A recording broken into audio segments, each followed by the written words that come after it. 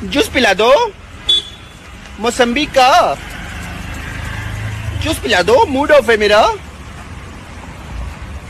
शंभू भाई जूस पिला दो।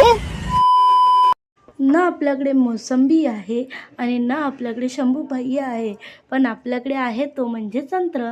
कारण की संत्र्याचा आता सीझन चालू आहे आणि सगळे खूप स्वस्त मिळतात. आणि आपल्याकडे हे गॅजेटसुद्धा आहे ज्याच्या मदतीने आपण सोप्या प्रकारे संत्र्याचा रस काढू शकतो.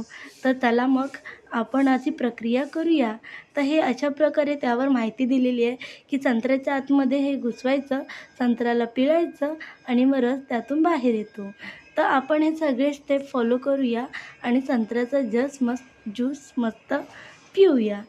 तर मग संत्र्याचा ज्यूस काढण्यासाठी सगळ्यात पहिलं संत्र्यामध्ये हे गॅजेट आतमध्ये असं घुसवा. मी छोटंवालं यूज केलं, संत्र्याला जास्त त्रास न द्यायचा ठरवलं आणि मग त्याला असं असं दाबलं आणि रस बाहेर यायला लागला.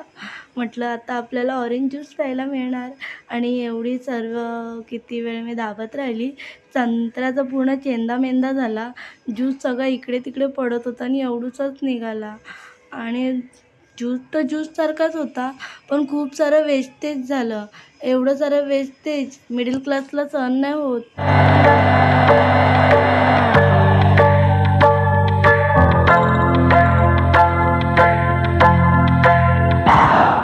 नमक मामू। पण क्राईम मात्र गोगो एवढी मी भुकीसुद्धा नाही, म्हणून मी सोप्या प्रकारे संत्रं खाण्याचं ठरवलं. ते म्हणजे संत्र्याला मस्त सोलायचं आणि त्यातला गर खायचा. मग नाव त्याचा गर पण वेस्ट नाही होत आणि त्याचा ज्यूस पण आपला डायरेक्टली पोटात जातो. तर तुम्हीसुद्धा असा घरी प्रकारे संत्रं खावा आणि त्याचा ज्यूस स्वतःच तोंडामध्ये खाऊन पिऊन घ्या.